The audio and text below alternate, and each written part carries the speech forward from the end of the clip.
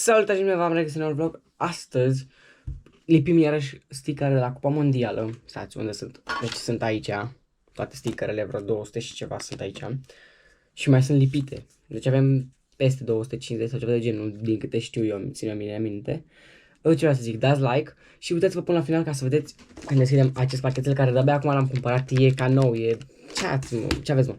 De-abia acum l-am cumpărat, efectiv de asta, așa. Bun, hai să dăm de dată. 3, 2, 1, a plecat rata, ca să vedem ce echipe trebuie să ne pice. Eu aș prefera un 3 sau un 6.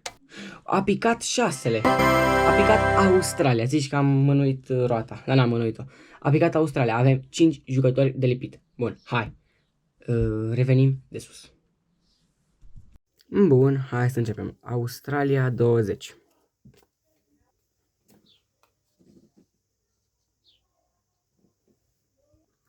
Bun. Australia 20.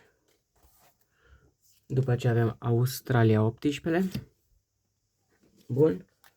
Hai să lipim împreună cu voi pe ăsta. Timp ce lipesc, apăsați pe butonul ăla de like. Dacă vă place, într-adevăr. Bun. Australia 15 acum. Australia 15.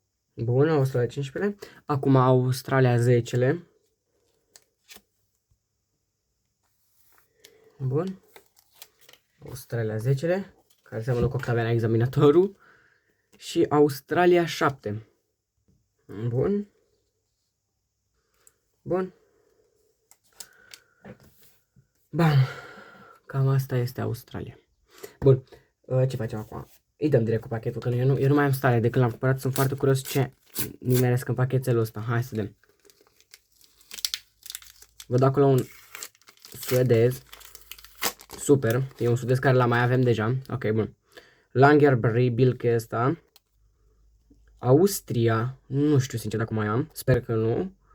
Iranez, HVV. Josko Gvardiol. Bun. Din Iordania, Almardi. Nico Williams. Bă, dacă mai mici cineva că n-am mână bună când aleg pachetele, să-mi zică mie cuțu. Nico Williams, frate, Nico Williams. Și USA Pulisic. Și Pulisic și Nico Williams într-un pachet. Bun, hai. Sincer, sunt în șoc. Să-mi pice Nico Williams. E mult prea top Nico Williams. Nico Williams e mult prea top. Păi dacă vine Nico Williams, trebuie să ne vină în viitorul apropiat și la Yamal, prietenul lui. Bun.